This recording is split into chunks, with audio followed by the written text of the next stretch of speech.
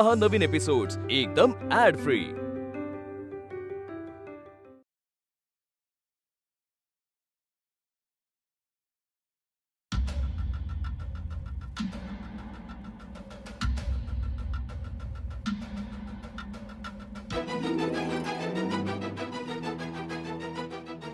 उद्या रेणुकाची मेहंदी, परवा हळद आणि तेरवा लग्न। मला माहिती होतं दादा, काही झालं ना तरी तू स्वतःच्या बहिणीला विसरणार नाहीस। गैरसमज आहे तुझा। तुम्ही लग्नामध्ये यावं अशी माझी काडी मात्र इच्छा नाहीये, कारण माझा तुमच्या दोघांवरती काडीचाही विश्वास नाही। केवळ मुक्तानी सांगितलं म्हणून मी तुम्हाला बोलवायला आलोय, कारण ती नेहमीच वेगळ्या पद्धतीने विचार करते। पण दादा, तुम्ही त्यांना शिक्षा कराल, पण ही तमाशा झाल्यावरची गोष्ट आहे। आपण त्यांना संधीच कशाला द्यायची? आतापर्यंत त्यांनी जे जे केले ना ते बघता ते याच्याही खालच्या पातळीला जातील हे मी खात्रीने सांगते। जरा अजिबात चुकीचा नाही, पण मला जे वाटतंय ते पण चुकीचं नाहीये। मला असं वाटतंय तुम्ही त्यांना जा भेटा आणि सांगा की तुम्ही लग्नात येऊ शकता। शेवटी ते पण तुम्ही हे सांगण्याची वाट बघत असाल। काय झालं दादा? तू काहीतरी सांगत होतास ना? म्हणजे काय काय बोलली मुक्ता? मुक्ताची इच्छा आहे की तुम्ही दोघं लग्नामध्ये असाल।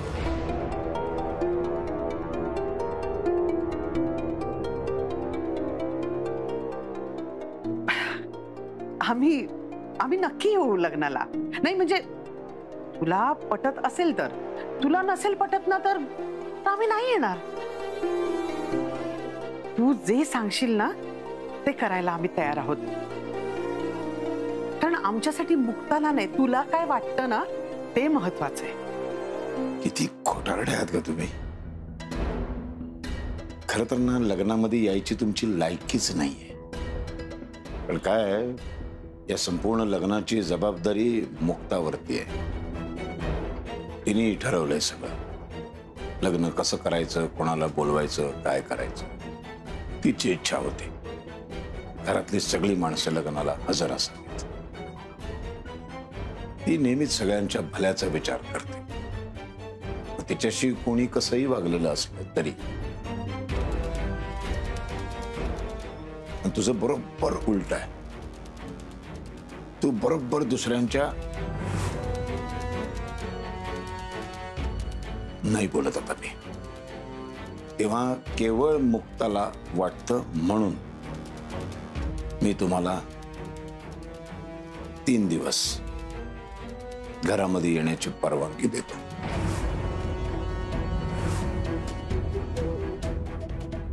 फक्त 3 दिवस। हे 3 दिवस अतिशय चांगली वागा, सगळ्यांशी चांगलं बोला।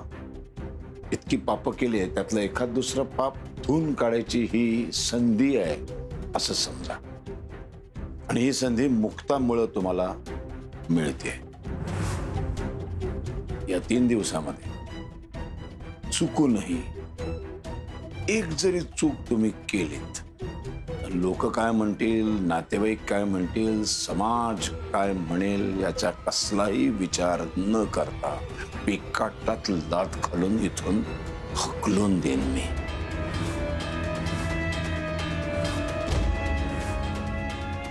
नंतर आयुष्यामध्ये थोबाड तुमचं कधीही बघणार नाही, इतकं की तुमच्या मैतालाही मी येणार नाही।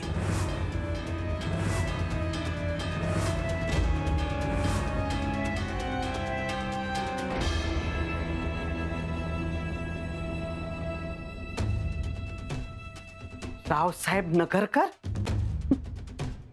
चुका तर मी करणारच, त्यासाठी माझ्या पापांची संख्या वाढली तरी चालेल। आणि इतक्या चुका करणार की चुका करून करूनही या घरात परत प्रवेश मिळवणार।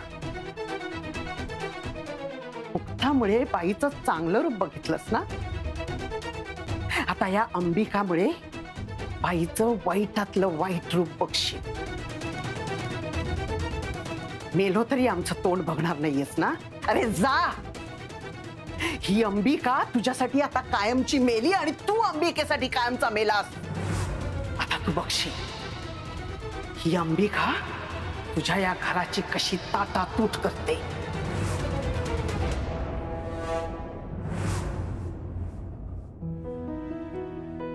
सारंग, मला खरंच खूप अभिमान वाटतो तुझा.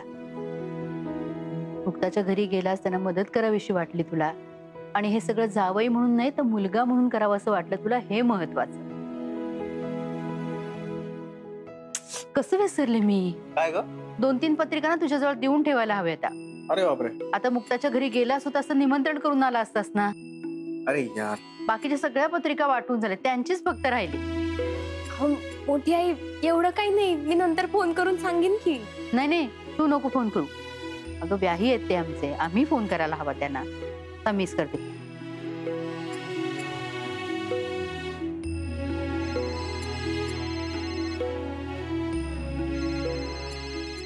मालकीनबाईंचे. हॅलो मालकीनबाई. कशी झाली भक्तीच्या लग्नाची तयारी? चालली हळूहळू. चाललीये ना. एका मागोमाग दोन्ही मुली घर सोडून चालल्या आपल्या. हो ना, घर एकदम मोकळं होऊन जाणार हो. खरंय. आणि ही मोकळी जागा अशी आहे ना की ती भरून पण निघू शकत नाही. पण हो रे, खरंय तू सांग. बर, ज्यासाठी फोन केला होता ते सांगते, ना तर बोलण्याच्या नादात ते राहून जायचं. काय? अरे, रेणुकाच्या लग्नाचं निमंत्रण करायचं होतं तुम्हाला, पण आता वेळ इतका कमी ना, त्यामुळे प्रत्यक्ष येऊन काही बोलणं करता येईल असं वाटत नाही मला. त्यामुळे फोनवरनच करते निमंत्रण. फोनवरचं निमंत्रण आग्रहाचं आणि प्रत्यक्षातलं आहे असं समजून यायचं. हा, रेणुकाच्या लग्नाला सगळ्यांनी घरातनं यायचं आहे, विसरू नको अजिबात.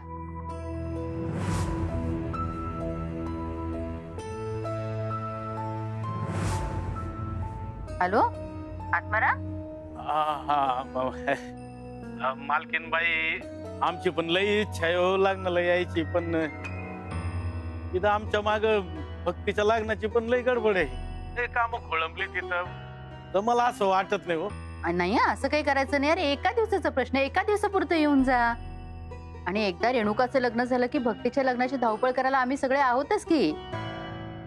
आणि तुम्ही ऐकणार नसाल ना तर मी यांना सांगते फोन करायला. यांना काही तुम्ही नाही म्हणणार नाही, आणि ऐकणार पण नाही. तुमचा स्वभाव माहितीये ना यांचा कसा आहे. तुम्हाला सगळ्यांना गाडीत घालते आणि इकडे घेऊन येते.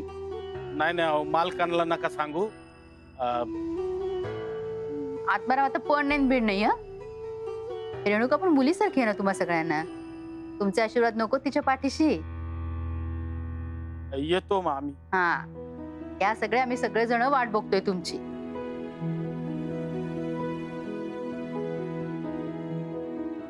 काय म्हणाले अण्णा? काही नाही, भक्तीच्या लग्नाची तयारी आहे म्हणून येत नाही म्हणतायत. म्हटलं काही असं चालणार नाही, मुलीला आशीर्वाद द्यायला यायलाच पाहिजे. येतो म्हणाले.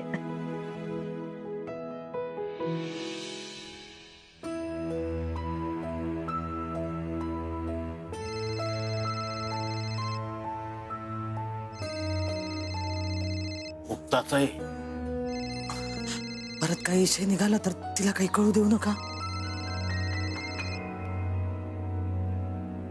हा मुक्ता. अण्णा, तुम्ही अजिबात खोटं न बोलता, काही कारण न देता मला सांगा की रेणुका त्याच्या लग्नात याला का नाही म्हणताय? लपवायचं काय नाही अगं, ते इथं भक्तीच्या लग्नाची पण गडबड आहे ना. अण्णा, तुम्हाला अजिबात खोटं बोलता येत नाही, तसा प्रयत्नही करू नका. त्यामुळे तुम्ही मला खरं खरं बिंदास सांगा. ते अगं,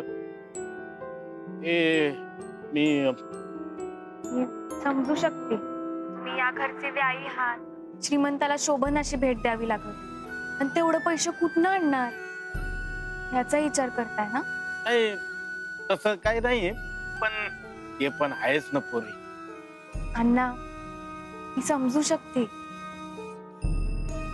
पण मी तुम्हाला खरंच सांगते, नगरकर घरात कोणालाच तुमच्याकडनं कसलीच अपेक्षा नाहीये. तुम्ही फक्त लग्नात यावं एवढंच सगळ्यांना वाटतंय. माया घरच्या कार्यक्रमात तुम्ही सगळे नसतील, ते लय वाईट दिसन. येतो, पण आम्ही मोकळ्या हाताने येणार नाही बर का. बरं नाही दिसत नाही का, काहीतरी आणूच. खिशावर ताणपणून असा कसलाच खर्च करू नका. पैसे न घालता काय देता येईल याचा मनापासून विचार करा. मी जेव्हा मनापासून विचार करता ना तेव्हा तुम्ही काय करू शकताय तुम्हाला सुद्धा नाही माहित. जसं तुमचं संबळ वादन जितक्या वेळेला वाजवता तितक्या वेळेला अगदी प्रेमानं आणि आनंदानं वाजवता. ओळखते बापाला तू. मी अजून एक गोष्ट ओळखून आहे. कोणची? मी आईवर लय प्रेम करता आणि असंच करत राहणार. येडी ठेवा आता फोन. बरं अण्णा, उद्यापासून एक एक कार्यक्रम सुरू होतील. उद्या मेहंदी आहे. आता परत बोलायला वेळ मिळेल की नाही माहित नाही, पण तुम्ही लग्नात यायचं हा. मी तुमची वाट बघते हे लक्षात ठेवा. झोपा मग.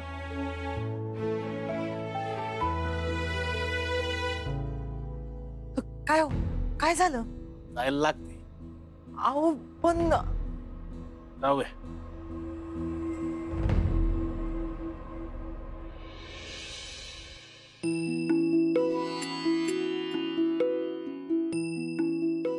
शिंगार म्हणतात तो हाच. बाईची लाज, तिच्या टपोऱ्या डोळ्यातली ती शरम. बाईला शिंगाराची वेगळीच देणगी मिळाली आहे बघ. आणि तो शिंगार लग्नापर्यंत अजिबात कमी होता कामा नये. बघ कशी दिसती. वाव, माझी बहीण काय सुंदर दिसते. खरंच रेणुकाताई तुम्ही लय गोड दिसताय. एक मिनिट. ए बाबा, आजच्या दिस तरी तो मोबाईल लांब ठेव. अगं आजी, मी तिचा कॅन्डिड फोटो काढतोय. कांडी? कसली कांडी? जादूची कांडी? कांडी नाही आजी, कॅन्डिड ना. कॅन्डिड म्हणजे एखाद्याचं लक्ष नसताना फोटो काढतात त्याला म्हणतात. बघितलंस का माझी बायको कसली हुशार आहे. बास बास, मावं कौतुक पुरं झालं. आज रेणुकाताईंची मेहंदी आहे आणि मला पूर्ण खात्री आहे वेद भाऊंच्या प्रेमानं मेहंदी चांगलीच रंगणार आहे. आणि हो, आज तिच्या मेहंदीमध्ये आपण फुल एन्जॉय करायचंय. नाच, गाणी आणि फुल धिंगाणा. अरे मेहंदी सुरू तर होऊ दे आधी. मुलीच्या हातावर उमटणारी मेहंदी घरची मुलगी परक्याची होणार असल्याची जाणीव करून देतीय. माहेरचा रंग पुसून सासरचा रंग अंगावर चढणार असते. आजी बघा ना, तुम्ही उगा रडवलं तिला. पाणी नाही ते मोती आहेत. आणि डोळ्यातल्या पाण्याने शिंगार आणिच फुललाय बघ. आजी हा, अगं असं रडायचं नाही. मला नाही करायचंय लग्न. मला नाही जायचंय तुम्हाला सगळ्यांना सोडून. वहिनी,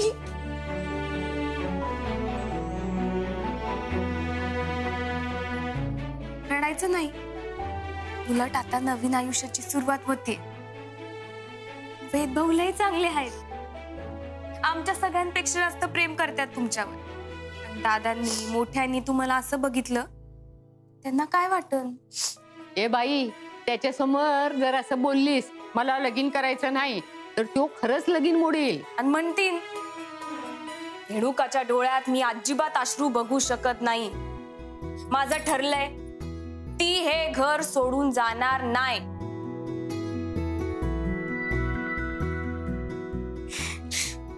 बरं आपण त्यांना समजवायला गेलो तर काय म्हणतील सांगा? माझं बोलून झालंय. नाही नाही, असं नाही, त्यांच्यासारखं म्हणून दाखवा. माझं बोलून झालंय. रेणुका रेणुका रेणुका, एक मिनिट. मला तुझा एक फोटो घ्यायचा. म्हणजे कसं आहे, याआधी तुला रडताना बघितलं नाही ना, सो तुझा रडतानाचा एक फोटो घ्यायचा मला. मला नाही जायचं रे लग्न करून कुठे. उगाच प्रेम केलं आणि आता तुम्हाला सगळ्यांना खुशाल सोडून जाते. प्लीज कर ना काहीतरी. हो ग माझं बाळ, हे खूप इम्पॉसिबल आहे ग. असं कसं चालेल? तुला जावंच लागेल.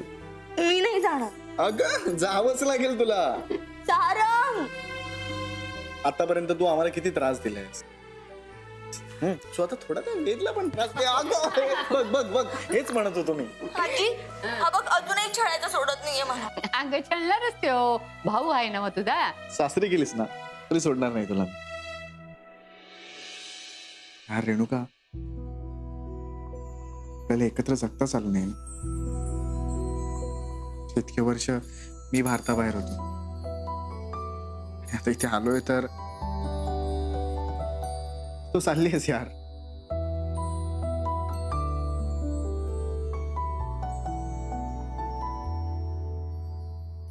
बरं बरं, आता रडण्याचा कार्यक्रम झालाय, आता आपण मेहंदीचा कार्यक्रम सुरू करूया. चला पटपट तयारीला लागा. मी लग्नच करून जाणार नाहीये तर मग मी मेहंदी का लावू? सांग ना याला. असं काय करताय? अगं म्हणजे तू अशीच म्हातारी होशील आणि मग मेहंदी हाताला नाही त्या केसांना लावावी लागेल.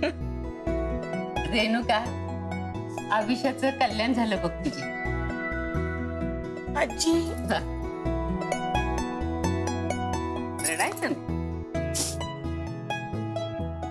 इकडे बघा, असली क्यूट दिसते सगळं तू.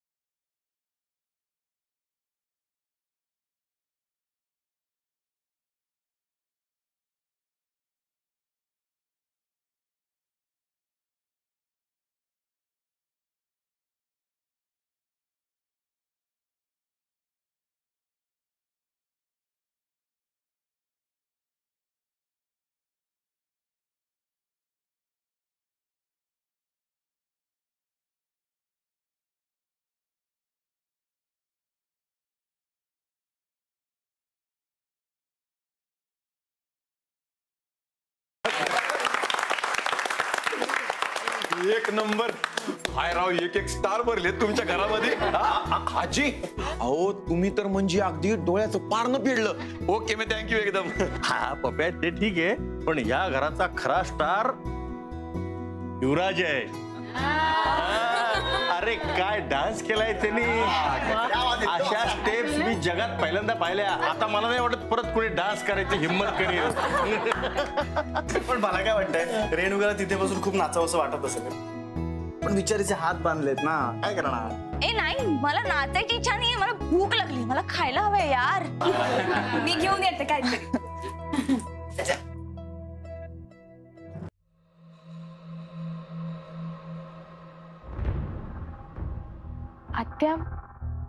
पाहिजे नव्हतं. धन्यवाद. नाही म्हणजे तुझ्यामुळे या घरातल्या शुभकार्यात आम्हाला सहभागी व्हायची परवानगी मिळते असं दादाने आम्हाला सांगितलं. आणि हेही सांगितलं अगदी प्रामाणिकपणे की त्याची अजिबात इच्छा नव्हती की आम्ही सहभागी व्हावं, पण तू त्यांना सांगितलंस आणि म्हणून त्यांनी परवानगी दिली आम्हाला सहभागी व्हायची. त्याबद्दल धन्यवाद. मला लय कामं पडली, पण तुम्ही कार्यक्रमात मन मोकळेपणानं सहभागी व्हा. येते. थांब.